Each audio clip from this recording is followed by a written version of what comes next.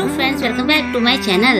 आज मैं आपके लिए इस ड्रामा के 4th एपिसोड की एक्सप्लेनेशन लेकर आई हूँ। तो चलिए कहानी की शुरुआत करते हैं। कहानी में आगे हम देखते हैं कि कोई हुईजू और प्रिंस की फोटो खींच रहा होता है। हुईजू तो प्रिंस के किस करने से शॉक में होती है। आयन उसके पास आकर कहता है कि साइड से कोई हमारी फोटो ले रहा है। हुईजू कहती है कि चलो हम दूसरे एंगल से किस करते हैं ताकि हमारी फोटो साफ साफ आ सके। ऐसा करके वो आंखें बंद करके किस करने के लिए रेडी हो जाती है। उसकी ऐसी क्यूट सी हरकत देखकर आयन को बहुत हंसी आती है। नेक्स्ट डे राजमहल में जाते टाइम आयन वहाँ के काम करने वालों को कल रात की किस के बारे में बात करते सुनता है। फिर वो मीटिंग में पहुँचता है।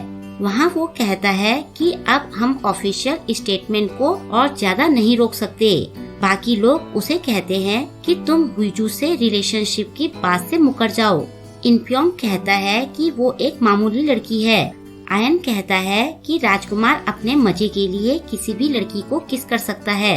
क्या आप सभी लोगों के सामने मेरी ये इमेज बनाना चाहते हो? तभी मिनसू कहता है कि आपको अपने रिश्ते को मान लेना चाहिए, लेकिन आपको ये कहना होगा कि हमने अभी डेटिंग शुरू की है और अभी हमारी शादी का कुछ कंफर्म नहीं है। बाकी लोगों के अभी भी ऑब्जेक्शन उठाने पर मिनसू कहता है कि यंग लोगों का प्यार में पड़ना आम बात है।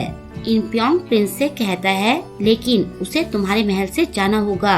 आयन चिढ़ते हुए कहता है कि इतनी सिक्योरिटी के बाद उस पर अंडे फेंके गए। उसे हर तरफ से क्रिटिसाइज किया जा रहा है और अब तो उसकी मुझे किस करते हुए फोटो भी आ गई है, वो भी राजमहल में इतनी हाई सिक्योरिटी होने के बाद। अगर मेरे महल से जाने के बाद उसे कुछ हो गया तो क्या आप इसकी जिम्मेदारी लोगे? इनप्योंग कुछ नहीं कह पाता। आयन कहता है कि आगे चलकर हम अलग हो सकते हैं या शायद हम शादी भी कर सकते हैं। मेरे महल में ऑलरेडी इतने लोग रहते हैं, एक और के आने से कुछ फर्क नहीं पड़ेगा। मिनसू कहता है कि अगर हुईजू आपके महल में रहेगी तो आपको राजमहल वापस आना होगा, वरना सब यही कहेंगे कि एक लड़की की वजह से राज परिवार में दरार पड़ गई। बाद में जब रानी को ये सब पता चलता है तो वो अपने फादर पर बहुत चिल्लाती है। वो कहती है कि भले ही शादी कैंसिल हो गई है, लेकिन उन दोनों के रिश्ते को मंजूरी नहीं मिलनी चाहिए। ऐसा होने से उस लड़की को राजमहल में स्टेटस मिल जाएगा। इनप्योंग चिल्लाते हुए कहता है कि अगर तुम्हें ये सब पता था तो तुम्हें अपनी फालतू की चालें नहीं चलनी चाहिए थी। जो जैसा था अगर तुमने उसे वैसे ही रहने दिया होता तो हमारे पास उन्हें कंट्रोल करने के कई मौके थे। रानी पूछती है कि क्या आपके पास कोई प्लान है? इनप्योंग कहता है कि प्रिंस का ससुर बनने की चाहत रखने वालों की कमी नहीं है और हुईजू पर भी काफी लोगों की नजर है। अगर ऐसे में कुछ हो जाए तो कोई बड़ी बात नहीं होगी। इसके बाद राजमहल की तरफ से ऑफिशियल स्टेटमेंट जारी कर दी जाती है और न्यूज में ये बात फैल जाती है। तभी प्रिंस हुईजू से मिलने पहुंचता है। फिर अकेले में अपनी फोटो अखबार में देखकर हुईजू कहती है कि मैंने तुम्हें कहा था कि हमें दोबारा किस करनी चाहिए। आयन कहता है कि तुम्हें इस फोटो की पड़ी है। हुईजू कहती है कि सुर्खियों में या तो बहुत सेक्सी खबरें आती हैं या फिर बिल्कुल बेशर्मी वाली खबरें आती हैं। कुछ सोचते हुए वो अपनी जीभ को होठों पर फिराने लगती है। उसे ऐसा करता देखकर आयन को उनकी किस वाला मोमेंट याद आने लगता है। हुईजू उसका फेस पकड़कर कहती है कि जितनी जल्दी हमारी शादी होगी उतनी ही जल्दी हम डिवोर्स ले सकेंगे। आयन कहता है कि royal wedding step by step तरीके से होती है। हुईजू कहती है कि हम दोनों के पास इतना टाइम नहीं है, हमें बाकी सबको सोचने का टाइम नहीं देना है। इसके बाद वो उसके करीब आकर कहती है कि क्या तुम्हारे पास अभी टाइम है? आयन थोड़ा नर्वस होते हुए कहता है कि अभी तो मैं फ्री हूँ। नेक्स्ट सीन में हम देखते हैं कि किम हुईजू को तैयार करता है। थोड़ी देर बाद हुईजू स्टाइलिश बनकर बाहर जाती है। आयन उसे देखता रह जाता है। फिर वो कहता है कि ये नहीं चलेगा, कहीं तुम एक बिगड़ैल राजकुमारी से असली राजकुमारी तो नहीं बन गई। ये सुनकर हुईजू मुंह बनाते हुए वापस चली जाती है। थोड़ी देर बाद हुईजू ने नॉर्मल कपड़ों में बाहर आती है। किम आयन से कहता है कि मैं इन्हें चेंज करवा कर लाता हूँ। आयन कहता है कि ये ऐसे ही ठीक है। फिर वो दोनों हाथों में हाथ डालकर चले जाते हैं। कार में हुईजू आयन के हाथ में शीशा पकड़ाकर अपने को निहारने लगती है। ह्यून कहता है कि ये कुछ ज्यादा ही सिंपल हो गया। हुईजू आयन की तरफ देखते हुए कहती है कि तुम ठीक कह रहे हो, ये थोड़ा डल और ओल्ड फैशन तो लग रहा है। फिर वो उसकी जेब से रुमाल निकालकर ह्यून से पूछती है कि क्या ये अब ठीक लग रहा है। ह्यून कहता है कि वैसे मैं आपके बारे में कह रहा था। हुईजू कहती है कि तुम ऐसा कैसे बोल सकते हो। वो अपने को शीशे में देखकर अचानक से अपना हाथ फेस के आगे कर लेती है और फिर स्टाइल से कहती है कि मुझसे तो अपनी ही खूबसूरती नहीं देखी जा रही है। ये सुनकर आयन हंसने लगता है।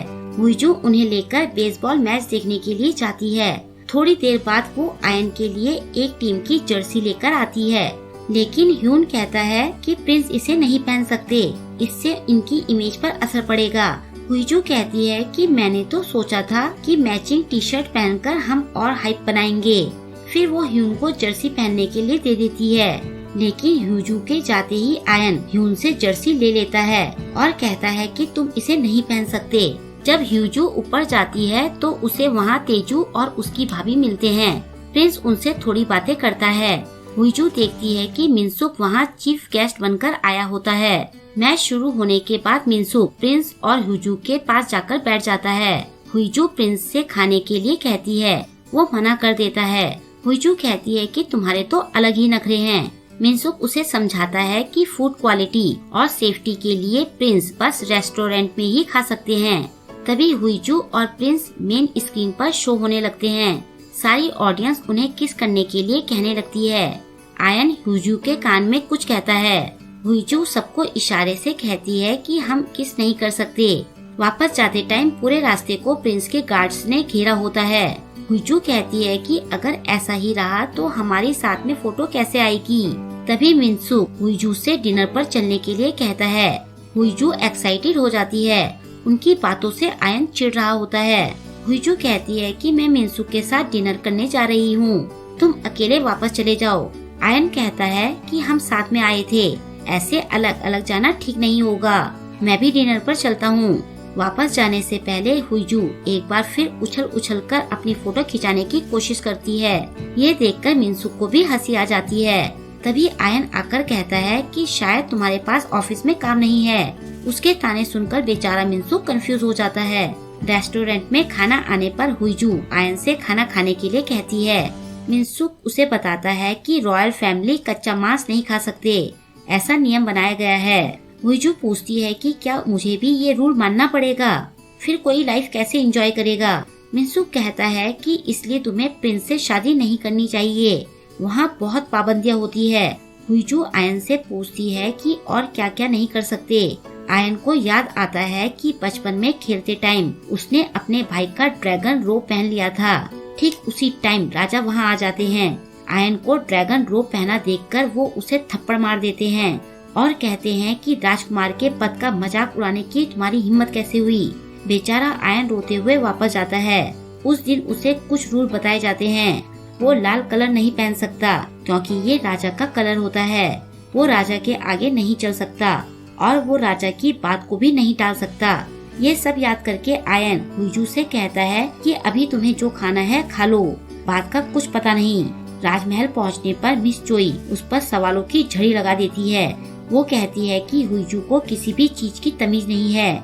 आयन कहता है कि अभी वो रॉयल फैमिली की मेंबर नहीं है तो टेंशन लेने की बात नहीं है। मिस चोई कहती है कि आगे चलकर तो वो आपकी वाइफ बनेगी, लगता है अब मुझे ही कुछ करना पड़ेगा। आप लड़कियों के बारे में कुछ नहीं कर सकते और रानी का उसे कुछ सिखाना मुमकिन नहीं है, इसलिए अब मैं ही उसे सब सिखाऊंगी। ये देखकर आयन और ह्यून के तोते उड़ जाते हैं। बेचारे आयन के पास हाँ बोलने के अलावा और कोई चारा नहीं रहता। नेक्स्ट डे सुबह सुबह हुईजू का सामना मिस चोई से होता है। हुईजू जाकर उससे बात करती है, लेकिन मिस चोई के कुछ बोलने से पहले ही वो फोन पर बात करते हुए वहाँ से निकल जाती है। जब आयन को ये बात पता चलती है तो वो बहुत हंसता है। वो हुईजू से कहता है कि मिस चोई तुम्हें रॉयल फैमिली के बारे में सब सिखाएंगी। फोन रखने के बाद ह्यून उससे पूछता है कि क्या आप दोनों सच में स्कूल में क्लोज नहीं थे? अभी तो आप लोग बहुत क्यूट कपल लगते हो। ये सुनकर आयन के चेहरे पर मुस्कान आ जाती है। उधर ऑफिस में सेक्रेटरी डो हुईजू को प्रिंस से किस को लेकर छेड़ रही होती है। वो उन दोनों का बहुत मजाक बनाती है। दूसरी तरफ देयोंग तेजू से कहती है कि अगर प्रिंस की शादी हुईजू से हो जाती है तो कैसल ग्रुप तुम्हारा हो जाएगा, क्योंकि रॉयल्स को बिजनेस करना अलाउड नहीं है। तेजू कहता है कि अगर उसने शादी के बाद प्रिंस से डिवोर्स ले लिया तो। देयोंग कहती है कि क्या इससे पहले कभी कोई रॉयल डिवोर्स हुआ है? हमें हुजू की शादी को फुल सपोर्ट करना चाहिए ताकि तुम्हें कैसल ग्रुप मिल सके। उधर जब हुजू शॉपिंग कर रही होती है तो सेक्रेटरी डो उसकी कार के बारे में पूछती है। हुजू कहती है कि किसी ने मेरी कार को टक्कर मार दी थी, इसलिए वो कार रिपेयरिंग ले गई है। सेक्रेटरी डो को ये सब कुछ अजीब सा लगता है। रात को हुजू सबके लिए गिफ्ट्स लेकर महल पहुंचती है। तभी मिस चोई के आते ही सब भाग जाते हैं। अंदर जाकर मिस चोई हुजू को रॉयल फैमिली के तौर तरीके सिखाना शुरू कर देती है। सबसे पहले वो हुजू की चाल ढाल पर काम शुरू करती है। दूसरी तरफ राजमहल में रानी भी यून को सारे चाल चलन सिखा रही होती है। उधर हुजू मिस चोई को ही योगा सिखाने लगती है। वो कहती है कि आपकी बॉडी में काम कर करके बहुत अकड़न आ गई है। वो मिस चोई की खूब मालिश करती है। तभी आयन वहाँ आता है। उसके आते ही हुईजू किसी ट्रेजिक हीरोइन की तरह दौड़कर उसके गले लग जाती है और उसे धमकाते हुए कहती है कि तुम मिस चोई को यहाँ से ले जाओ। आयन मिस चोई को अपने साथ चलने का ऑर्डर दे देता है। नेक्स्ट डे आयन और मिनसुक शतरंज खेल रहे होते हैं। आयन पूछता है कि तुमने मेरी शादी के लिए ऑब्जेक्शन क्यों नहीं उठाया? मुझे लगा था कि तुम एक बार तो मना करोगे। मिनसुक कहता है कि तुम अपनी पसंद नापसंद के हिसाब से कुछ भी करने का डिसाइड कर सकते हो, लेकिन अगर मैं ऐसा करूँगा तो हमारा देश तबाह हो जाएगा। आयन कहता है कि तुम सही बोल रहे हो। मिनसुक कहता है कि मैंने सारा मामला निपटा लिया है, अब रानी तुम्हें परेशान नहीं करेगी। महल में मिस चोई हुजू को रॉयल फैमिली के बारे में बता रही होती है। तब हुजू को पता चलता है कि 20 साल पहले आयन की मॉम गुजर गई थी। 7 साल बाद उसके फादर चल बसे और 3 साल पहले ही उसके बड़े भाई की डेथ हो गई थी। ये सुनकर हुजू जोर जोर से रोने लगती है और बाकी की स्टडी बीच में ही छोड़कर चली जाती है। बाद में रिसर्च करने पर उसे पता चलता है कि आयन की मॉम की डेथ कार एक्सीडेंट में हुई। उसके फादर हार्ट अटैक से मरे और उसके भाई की आग में जलने से डेथ हो गई। हुईजू को इन सब में कुछ कनेक्शन तो नजर आता है। वो आयन को कॉल करती है, लेकिन आयन बिजी होता है। उधर राजमहल में रानी आयन को किम फैमिली की बेटी जियोंग से मिलवाती है। नेक्स्ट डे रॉयल्स के डिनर में वो आयन को जियोंग के साथ जाने के लिए कहती है। खुद वो बीमारी का बहाना बनाती है। आयन कहता है कि आजकल आप काफी बीमार पड़ रही हो। वो रानी की अटेंडेंट इम को बुलाकर रानी की बीमारी के बारे में पूछता है तो वो कुछ नहीं बता पाती। वो उसे आदेश देता है कि रॉयल डॉक्टर्स को कहें कि वो रानी को दिन में 3 बार आकर देखें और ये बीमारी बाकियों को ना फैले, इसलिए रानी के ठीक होने से पहले उनसे कोई नहीं मिलेगा, यहाँ तक कि यून और इनप्योंग भी नहीं। ये सुनकर रानी टेंशन में आ जाती है। जाने से पहले वो कहता है कि मैं कल के डिनर में अकेले जाऊंगा। उसके जाने के बाद जियोंग रानी से कहती है कि शायद मैंने प्रिंस को नाराज कर दिया। रानी कहती है कि तुम टेंशन मत लो, शिकार करने के लिए पेशेंस होना सबसे जरूरी होता है। आयन ह्यून से जियोंग के बारे में पता करने को कहता है। ह्यून उसे बताता है कि हुईजू आपको कॉल कर रही थी। आयन हुईजू को कॉल करता है और कहता है कि मेरे पास टाइम नहीं है, जो भी कहना है जल्दी कहो। हुईजू गुस्से से पागल होने लगती है। वो बड़ी मुश्किल से खुद को काबू में रखती है और कहती है कि मैं बस एक ही बार ये बोलूंगी तो ध्यान से सुनना, मैं तुम्हारी साइड हूँ। ये सुनकर आयन थोड़ा इमोशनल हो जाता है।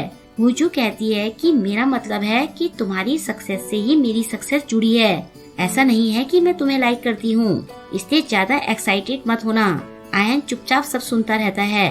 हुईजू बड़बड़ाती है कि शायद इसने फोन रख दिया है। ऐसा कहकर वो फोन काट देती है। उसकी बातें सुनकर आयन हंसने लगता है।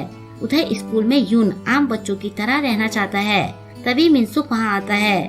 वो यून को हिस्ट्री के लेसन देता है। घर जाते टाइम गाड़ी से बाहर बच्चों को देखकर यून बड़बड़ाता है कि काश मैं भी इनकी तरह खेल पाता। तभी वो मिनसुक से एक रिक्वेस्ट करता है। दूसरी तरफ महल में हुईजू की ट्रेनिंग अभी भी जारी रहती है। मिस चोई अभी भी उसे छोड़ने को रेडी नहीं होती। तभी यून मिनसुक के साथ वहाँ आता है। हुईजू उसका मन बहलाना शुरू कर देती है। थोड़ी ही देर में वो यून और बाकी सब मिलकर गेम खेलने लगते हैं। अटेंडेंट इम कहती है कि आजकल वो काफी घबराए हुए हैं। मिनसुक कहता है कि वो एक बच्चे ही तो हैं, काश राजा बनने की मिनिमम एक उम्र होती।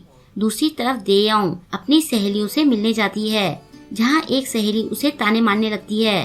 देयोंग भी पीछे नहीं रहती और उसे बराबर जवाब देती है। घर लौटते टाइम देओंग गाड़ी में खूब चिल्ला रही होती है। वो कहती है कि मेरा मन तो था कि मैं उसे बालों से खींचकर पीट दूं। तेजू कहता है कि तुम्हें ऐसा करना चाहिए था। वो पूछती है कि क्या मैं सच में ऐसा कर सकती हूँ। तेजू कहता है कि अगर तुम्हारा मन करे तो जरूर करना, मैं सेटलमेंट का खर्चा देख लूंगा। उसकी बातों से देओंग पिघल जाती है। दूसरी तरफ किंग यून महल में सबके साथ गेम खूब एंजॉय कर रहे होते हैं। वो मिनसुक और अटेंडेंट इम को भी शामिल कर लेते हैं। यून इतना खुश कभी नहीं हुआ था। खेलते टाइम वो ह्यूजू से कहता है कि अगर मैं जीत गया तो तुम्हें मेरी एक विश पूरी करनी होगी। ह्यूजू मान जाती है। जीतने के बाद यून अपनी विश बताता है। वो ह्यूजू की सुपर कार में घूमना चाहता है। अटेंडेंट इम उसे मना करती है।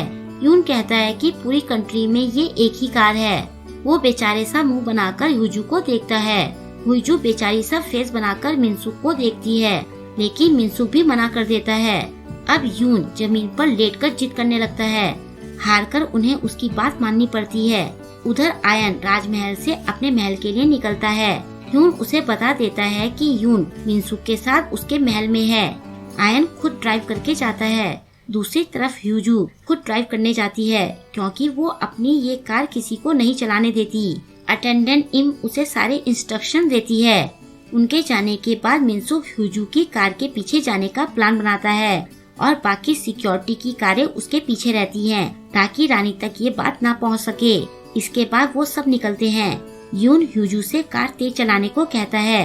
ह्यूजू कार थोड़ी तेज करती है। यून बहुत एंजॉय कर रहा होता है। ह्यूजू ब्रेक मारती है तो कार हल्की होने की जगह और तेज हो जाती है। मिनसुक उसकी कार के पास आकर पूछता है कि क्या हुआ। ह्यूजू कहती है कि ब्रेक नहीं लग रहे हैं। अब बीच रोड में ह्यूजू सबसे बचाते बचाते कार निकालने लगती है। वो पुल की तरफ कार मोड़ लेती है और आगे जाकर ग्रिल से टकराकर कार रोकने की कोशिश करती है, लेकिन उसकी कार नहीं रुकती।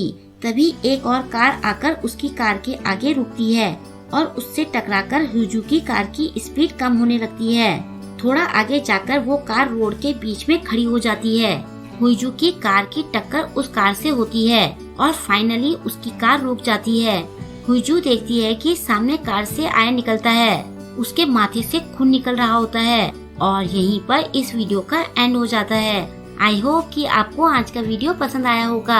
आपको आज का वीडियो कैसा लगा मुझे कमेंट करके जरूर बताएं और वीडियो को लाइक और शेयर करना ना भूलें। अगर अभी तक आपने मेरे चैनल को सब्सक्राइब नहीं किया है तो प्लीज मेरे चैनल को सब्सक्राइब कर लें और लेटेस्ट वीडियोस की नोटिफिकेशन पाने के लिए बेल आइकन को प्रेस करना ना भूलें। मिलते हैं जल्द ही इसके नेक्स्ट वीडियो के साथ। Thank you.